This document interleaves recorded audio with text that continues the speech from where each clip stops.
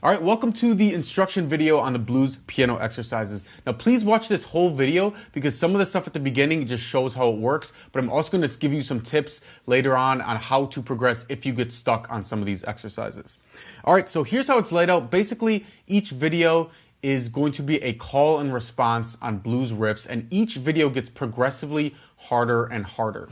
All right, so here's how it's laid out. Basically, I'm going to show you a simple blues riff, and then we're going to do a call and response where we do 3 repetitions of each pattern, where I play it and then you play it. So for example, I might show you this pattern.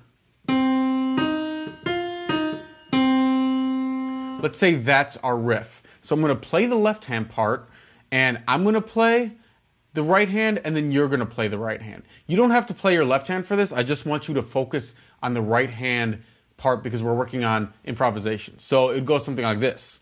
I would play, and then you play, da da da da da, and then I play, and then you play, da da da da da, and then I play,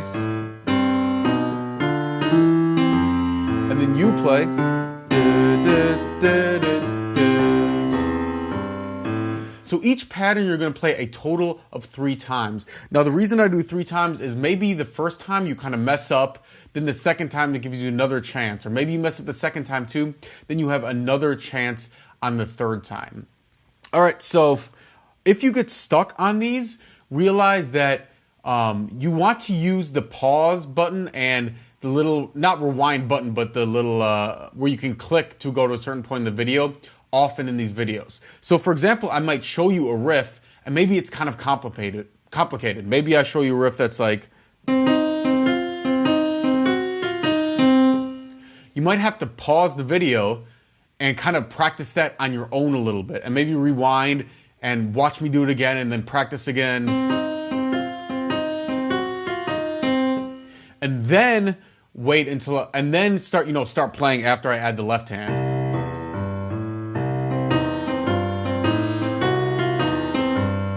And then you would play it. So it's not like you just watch through these videos. You might have to practice some of the patterns, especially the more tricky ones, especially, the advanced level ones, before you actually play it. A couple more things. Some of them have tricky rhythms. So if you're having trouble playing it, go through the whole thing and just tap, right? So maybe, let's say we're doing the last example, and we're actually watching the video, it would go like this. And then you just tap it.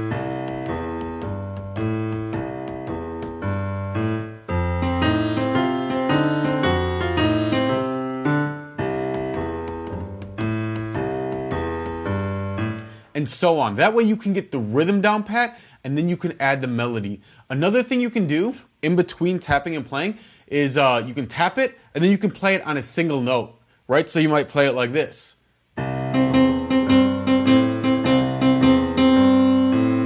And work on that, and then once you get the rhythm down playing a single note, then do the whole thing where it's... That way you can systematically drill these in, and if you have trouble, you can make it a little bit easier for yourself at the beginning. All right, so there's going to be a few different levels. Start off with the easy one and slowly progress to the harder levels. Now, if you're a complete beginner, I definitely wouldn't try to get through all the levels in one day. I would definitely take, maybe the level 1 and then maybe sleep on it. Maybe the next day level 2. Maybe you get stuck on that. You might have to spend a few days on each level. But if you work at this every day consistently, eventually you will get to the point where you're really playing that expert level and you can just straight up improvise the right hand. All right, that's all I got for you. Thanks a lot for watching. Peace out and happy practicing.